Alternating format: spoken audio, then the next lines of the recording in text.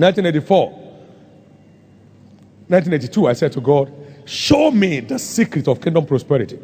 And went out on a 3-day prayer and fasting. I took my beloved son in the gospel, David Oyedepo, along with me. And he was in one room, I was in another room. On the 3rd day, come and say 3rd day. Now, I want you to understand the 3rd day God that we serve. We serve a God, a 3rd day God. After 2 days, will He revive us? On the 3rd day, He will raise us up, so we can stand in His sight. Early in the morning on the 3rd day, Jesus stood up. We serve a 3rd day God. And you know how many 3 days are here in the remaining days of the month? You can pick every naughty issue of your life and knock them out. And knock them out in prayers. And knock them out in prayers. He said, then shall we know. If we follow on to know the Lord. Hosea chapter 6, verse 2 and 3. I'd like to pick that up before we close this morning. You know, it's until the time that His word came, the word of the Lord tried them.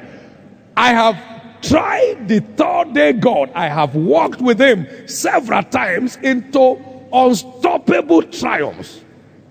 The 3rd day God of heaven. The 3rd day God of heaven.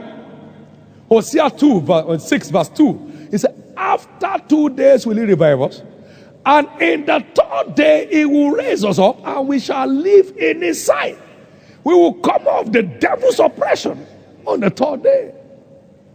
He said, verse 3, then shall we know if we follow on to know the Lord. He's going forth, is prepared as the morning. So those who follow this 3-day strategy always return with unstoppable testimonies. Kenneth Hagin, the legend, said, he said, I've never stood for anything more than 3 days before getting it. We have 2-3 days in the course of this week. Abba, you get it. You must get it. By properly engaging on the prayer altar.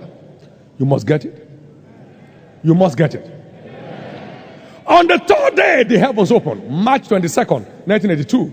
And light came down. You know, when you pray and fast, then your light will break forth. The secrets of heaven will be unfolded.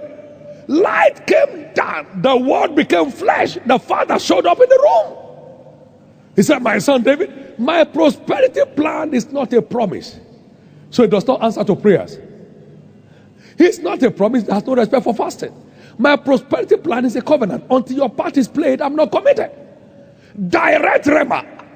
There is no change of one dot or comma on it. And that's a covenant. Why the earth remain a seed time and harvest shall not see it. How reliable? As long as the heaven is there, the sun is there in the day, and the moon is there in the night, then it is forever in force. I say, oh Jesus, I can never be poor. Come and say secret. Every breakthrough in the kingdom is rooted in access to divine secrets. And divine secrets is a response to your engagement on the prayer altar, particularly with fasting. Particularly with fasting. Somebody is breaking loose today finally. That looks like you. Let me hear your loudest amen. Daniel prayed, the secret came. You know, by that access, Daniel remained relevant for 65 years. How many years? He was in the center of the Babylonian government for 65 years. 65 years. He was relevant. He was a major principal consultant for 65 years. He knew how to access divine secret. He would rather die than not pray. They say if you call on any other god other than the king, you will die. He said, you are touching my sensitive part. He opened his window. Oh God of Abraham, Isaac, and Jacob. They said, we caught him praying. He said, yes. What are you doing? He said, I'm praying. Not I'm meditating. I'm praying. They said, okay, to the den of lions. He said, let's go. He said, my God has sent his angel. Come and say angel.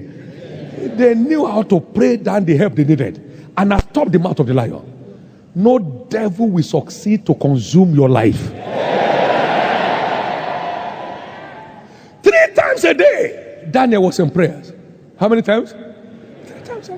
Somebody's here. This month is declared your month of transfiguration. God is turning you to a surprise to your world. Can I hear your loudest amen? Let me hear your loudest amen. Let me hear your loudest amen.